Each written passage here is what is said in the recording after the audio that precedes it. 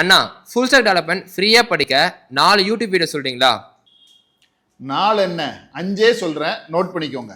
First free code கேம்போட இந்த video பாருங்க. இதுல HTML, CSS, JavaScript எல்லா பேசிக்கையும் கிளியரா கவர் பண்ணிடுவாங்க. செகண்ட் கோட் டேமோட இந்த வீடியோ பாருங்க. இதுல front end back end API authentication எல்லாம் கிளியரா சொல்லி கொடுப்பாங்க. தேர்ட் டேவ் கிரேயோட இந்த வீடியோ பாருங்க.